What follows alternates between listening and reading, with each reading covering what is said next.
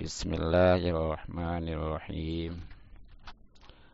Wal maqalatu, dan perkataan as-saminatu yang ke-8 an A'masy, dari Imam A'mash.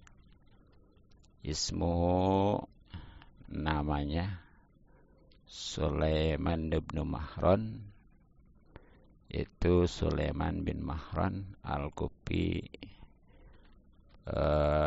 bangsa Kufah, Irak. Rodiya, semoga ridho Allah anhu, kepadanya.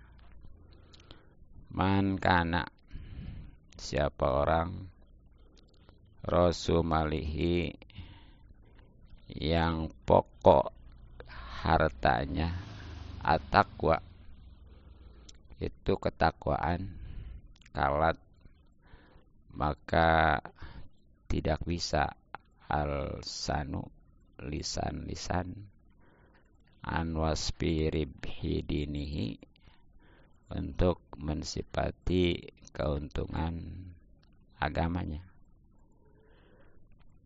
Wa mangkana, dan siapa orang, rasumalihi, yang pokok hartanya adunya, itu dunia, kalat, maka tidak bisa juga al-sanu, lisan an wasbil khusrani dinihi, untuk mensifati kerugian agamanya. Jadi perkataan atau nasihat yang ke-8 pada bab kedua kitab Nas-Solibat ini, itu dari Imam A'mash. Imam A'mash itu namanya mah Sulaiman bin Mahran, orang Kufah itu Irak. Beliau lahir tahun 680 Masehi dan wafatnya tahun 765 Masehi. Ya, semoga Allah meridhai kepada beliau. Nasihatnya, maka siapa orang yang pokok kekayaannya itu takwa, maka lisan-lisannya atau lisan-lisan tidak akan bisa untuk mensifati keuntungan agamanya. Itu ya. Jadi orang kalau modal atau pokok kekayaannya berupa takwa, yakni menjalankan segala perintah Allah dan menjauhkan larangannya, maka lisan-lisan gak bakal bisa mensifati keuntungan agamanya. Dengan kata lain, dia sangat beruntung sekali, dan karena ya dilipat gandakan gitu. Tapi sebaliknya,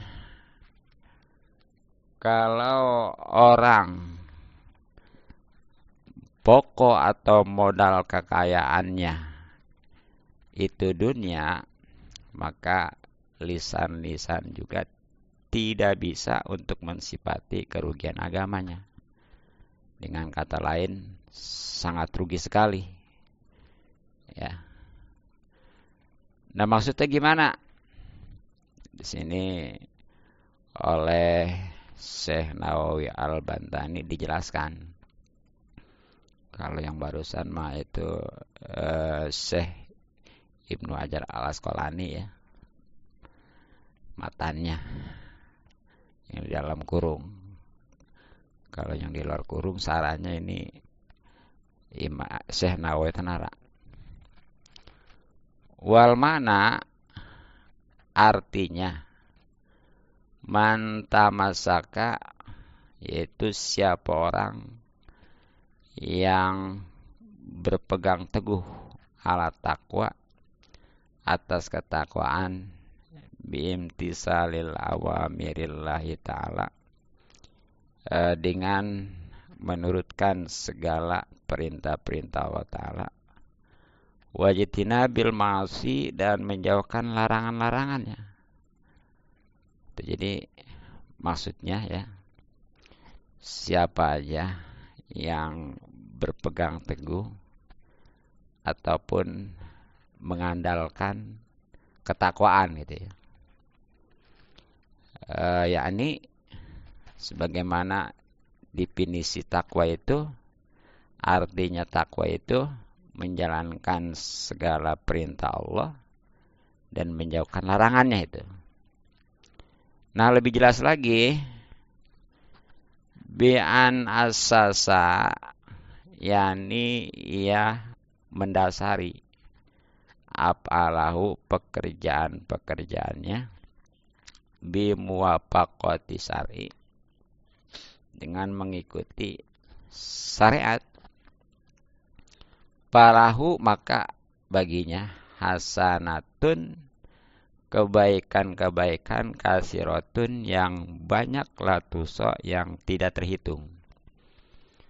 Jadi lebih jelas lagi maksudnya, orang-orang yang berpegang teguh atau mengandalkan kepada ketakwaan itu adalah dia mendasari segala pekerjaannya diukur berdasarkan dengan sesuai dengan syariat atau agama. Kalau memang sesuai, dijalanin, kalau enggak ya ditinggalkan ya. Itu pengertian daripada takwa itu. Nah, kalau sudah demikian, pasti orang tersebut ia akan mendapatkan kebaikan-kebaikan yang banyak, yang tidak terhitung. Karena saking banyaknya ya. Ya jelas, karena setiap amalnya itu sudah jadi pahala, ya bahkan lipat gandakan gitu. Nah sebaliknya, wa man tamasaka, dan siapa orang yang berpegang teguh ala umurin mukhalafati syar'i, atas perkara-perkara yang bertentangan dengan syariat, falahu, maka itu juga dapat, tapi sayiatun, keburukan-keburukan, kasiratun, yang banyak, azajat, yang tentunya tidak bisa al-sanu lisan-lisan an dzikri jalika, untuk menyebutkan keburukan-keburukan tersebut bil adadi, dengan dihitung ya. Jadi kalau orang ya dalam hidupnya ini berpegang teguh atau mengandalkan kepada perkara-perkaranya atau urusan-urusannya, tapi bertentangan dengan syariat, yang penting untung gitu ya. Yang penting menghasilkan dunia. Jadi nggak seperti tadi tuh, ukurannya syariat. Walaupun menguntungkan, kalau syariat itu melarang, nggak dikerjakan itu ya. Gitu. Tapi ini mah nih, ya walaupun bertentangan dengan syariat, selagi itu menguntungkan ya, ya pokoknya mah dijalanin aja. Bahkan dihandalkan gitu ya. Nah, kalau sudah begitu, naudzubillah, dia itu akan mendapatkan keburukan-keburukan yang banyak, yang pastinya lisan-lisan juga tidak bisa untuk menyebutkannya itu ya, karena saking banyaknya. Jadi memang orang kalau memang dasar takwa, omongannya juga itu eh, jadi pahala gitu ya, gitu. Tapi kalau dasar nggak takwa, nah itu omongan juga justru jadi dosa. Apalagi yang namanya dunia mah ya, itu nggak ada habisnya. Bukan aja ngomong, bahkan dia ngerjainnya juga itu nggak ada puasnya. Itu ada kan di surat Al-Qamut ya. Ya Allah Subhanahu wa taala berfirman, A'udzubillahi minasyaitonirrajim. Bismillahirrahmanirrahim. Alhaqumut takatsur. Sudah melalaikan ya, berlomba-lomba, perlombaan memperbanyak harta. Takasur. Melalaikan pastinya daripada ibadah kepada Allah Subhanahu wa taala. Ya, yang pastinya kesananya ya maksiat. Nah, sampai kapan itu? Hatta zurtumul maqabir. Sampai dia datang kepada kuburan. Dengan kata lain, mati. Baru beres tuh urusan dulu. Tapi di sononya lebih parah lagi. Jangan dianggap lah di dunia mah pusing. Apalagi yang banyak utang ya. Iya, dengan bunuh diri aja, naudzubillah. Itu jangan dianggap dengan mati beres ya emang. Kalau di dunia mah orang yang punya utang juga, apalagi seperti utang di bank ya. Nah itu udah nggak ditagih, udah lunas. Iya. Tapi di akhirat mah tetap naudzubillah, apalagi dari bunuh dirinya itu udah ketahuan ya. Nah sekarang kan eh, sangat disayangkan ya, naudzubillah. Banyak orang-orang ya yang sampai bunuh diri gara-gara itu tuh ya. Apa? Judi online ya. Terus apa lagi? Ya memang itu sepaket. Jadi uji online, pinjaman online. Tuh, sekarang kan kita mau utang juga ditawarin. Iya, asal mau kita ya. Cuma resikonya itu. Jadi memang yang namanya dunia mah nggak ada puasnya ya. Kalau belum mati mah. Ya sampai-sampai ya Rasulullah juga pernah mengingatkan ya bahwa seandainya orang itu sudah punya dunia sebesar gunung ya, kemudian ditawarin lagi pasti pengen lagi. Udah punya dua, ditawarin lagi, masih pengen lagi aja gitu ya. Gitu. Padahal mah yang namanya dunia mah itu nggak ada harganya kalau menurut Allah ya, sesayap nyamuk pun. Sebab kalau ada harganya, orang-orang kafir nggak dikasih. Begitu. Tapi kenyataan kan orang-orang kafir banyak yang kaya. Itu karena memang nggak ada harganya. Dan memang ukuran kemuliaan orang bukan karena ada harta. Demi Allah bukan. Ya, tapi dari ketakwaan ya. Iya. Hanya ini karena memang sekarang ukurannya tolak ukurnya salah. Akhirnya orang banyak yang berlomba. Ya kan sekarang mana ya, kalau orang kaya dihormatin, dihargain, dimuliakan, disanjung ya. Akhirnya tuh itu apa, tolak ukurnya salah. Karena salah tolak ukur, akhirnya orang berlomba-lomba nih bagaimana nih? Ya supaya dia ini kaya ya, dengan cara menghalalkan segala cara pun nggak masalah, yang penting kaya. Sebab kalau udah kaya mah nanti dia dihormatin, disanjung, dihargai ya. Ya pokoknya mah menurut ukuran-ukuran dunia yang padahal semua itu melalaikan. Tuh begitu. Dan memang nggak sesuai dengan ukuran agama. Sebab kalau ukuran agama tetap tuh orang mulia itu bukan karena hartanya banyak ya, tapi karena ketakwaan. Bahkan sederhana sekali di agama mah. Untuk jadi yang paling kaya itu ya nggak mesti dia tadi banyak harta. Ya, dan itu nggak kejamin memang.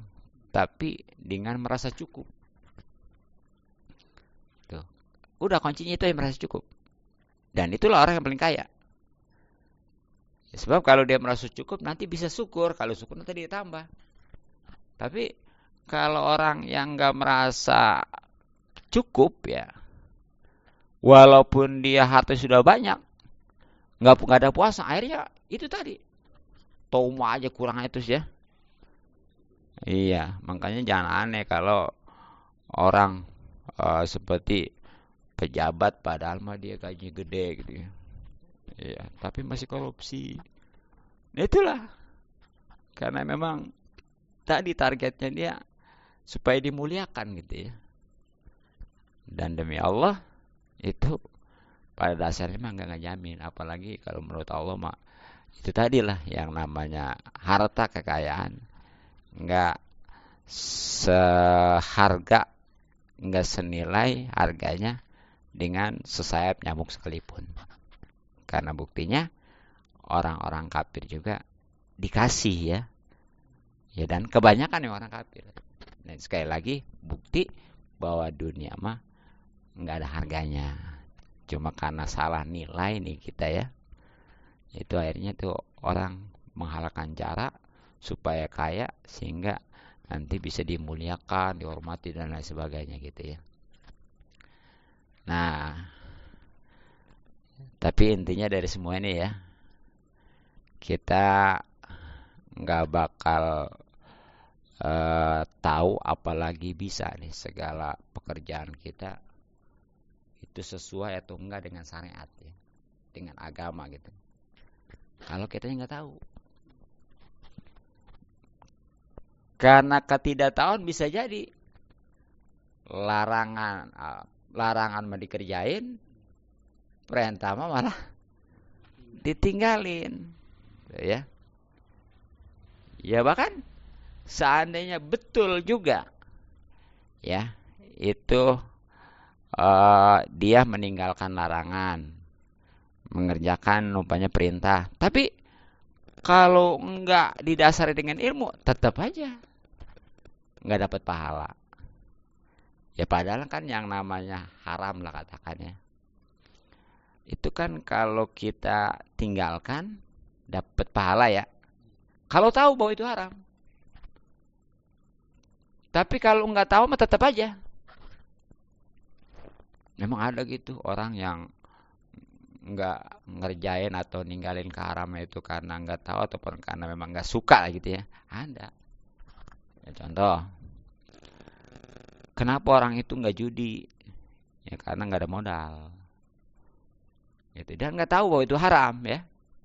Nah berarti kalau dia kalau ada modal mah bisa jadi dia judi gitu kan ya.